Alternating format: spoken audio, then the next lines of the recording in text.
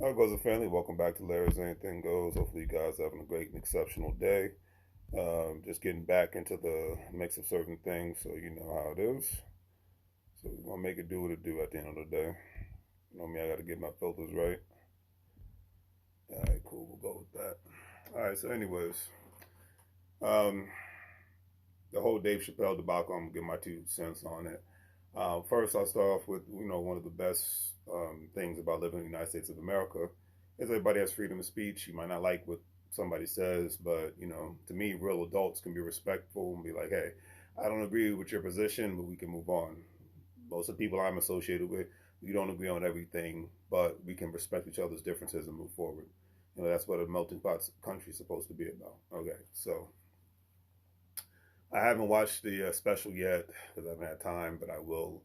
But I've gotten a multitude of perspectives from basically him saying he made certain statements that certain people didn't agree with, and he's not budging from what he said. And you know what? Like I always say, I respect that because he's Dave Chappelle's at a point where he's like, hey, I'm my own man. I'm way into my career to the point where I'm not really worrying about what anybody thinks about me anymore. Or really, I mean, heck, we're talking about somebody that walked away from millions of dollars over a decade ago, because he's like, I'm not going to be the kind of comedian you want me to be. I'm going to be the kind of comedian I want to be. And that's, to me, it took a lot of guts. People thought he was crazy, but I got nothing but love and respect for that. Because the thing that most people don't understand is whether you agree with somebody's position or not, the real measure of freedom, in my personal opinion, is when somebody can live life on their own terms. You know, that's the beautiful thing about the United States of America. You have a lot of freedoms. One and two, you have if your money's right, you got even more freedoms. You can put yourself in a position to where you don't have to be beholden to an employer and beholden to various other things because you're living life on your own terms. That's why a lot of people during the pandemic got their got a chance to see what life is like without going on a regular 9 to 5 grind every day. A good chunk of the population got a lot more time to spend at home. Some people utilize that time right. Some people wasted it. It is what it is. Some people, because they got more money with their stimulus checks and they got more money, paid more money than they would from the job with the unemployment. A lot of people use it as a come up for them to save more money and invest more money and invest their time that they had at home to get self-educated or even sign up for specific online programs. But anyways, the moral of the story is whether you agree with Dave Chappelle or not, that's the beautiful thing about America. You have a right to disagree with him. This whole cancel culture thing, I think, is ridiculous. But that's where we're at, and I'm sure he's just laughing his way to the bank because I don't see Netflix losing a lot of millions of dollars of money from it, and I believe the controversy is going to make more people want to watch it. So whether they can either enjoy the special or criticize the special, but I respect Dave Chappelle because the thing is, we're going into 2022. I'm not even going to talk about 2021. So it's going to be November before you know it. All right. So, anyways, it'll be November before you know it. So the year's over with. But we're living in a time where, most comedians kind of suck nowadays because they're limited in what they can say because they're worried about. To me, art sucks at the moment where people cannot express their mind. That's why people enjoy a certain amount of music, movies, comedy specials, portraits. There was a time where having naked people in art was frowned upon and things of that nature. So a lot of times, in certain parts of the world, art was censored and therefore art was not enjoyed as much because what is the purpose of art on any level? Is to have some sort of creative expression and whatnot. And creative, one cannot be creative if they're always limited to their creativity. If you limit one's creativity, then therefore they cannot be creative.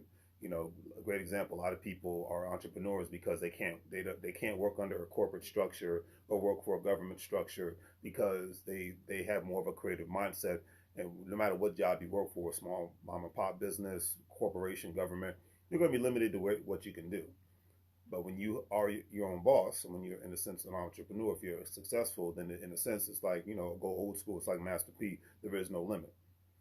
So a lot of times, most comedians suck nowadays, and will suck in the future. In my personal opinion, is because they won't be able to speak their mind anymore. I'll quote D.L. Hughley: "If you want to be treated equally, then that means you're going to be treated equally at the butt of a joke." But if you want to be put into a special category and whatnot, then you can't be really treated equally. That's just what it is. I got nothing against people who are gay. I got members of my family, friends. I don't care what your position is, what race you are, what country you come from. I don't care what your sexual preference, orientation, whatever have you. That's a beautiful thing about America. It doesn't even matter what I think. I, it's a free country, right? But anyways, you can't you can't have art and creativity if you're always censoring what you can say and what you can do and whatnot. That makes things weak. I mean, I'm gonna call it real, keep it real. I got nothing against Kevin Hart, but ever since he had his whole debacle with the whole Grammys thing, I noticed his comedy has not been the same because he's limited in what he can say. Yeah, therefore, he's not really funny like that.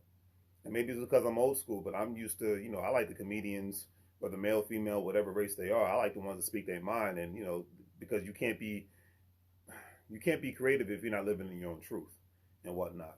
And if you basically got that, in a sense, plantation mindset where you said, well, yeah, boss, I guess I got to do this comedian thing like this. I can't do it like that. I mean, this is what the people really like, but if I do it like this, then that means I can't, you know, get any future jobs and whatnot, then your comedy's going to suck. And majority, my personal opinion, majority of the movies come out that suck, they suck nowadays. Majority of the television shows suck nowadays. The majority of the comedy shows aren't the best either because people are not allowed to speak their minds anymore. You know, it's becoming too censored. And to me, it's just like, well, what's the point of me listening? I'm gonna go old school again. I might as well be listening to a CD from Walmart. And if you know back in the day when people had CDs, if you bought it from Walmart or Kmart, it was going to be censored.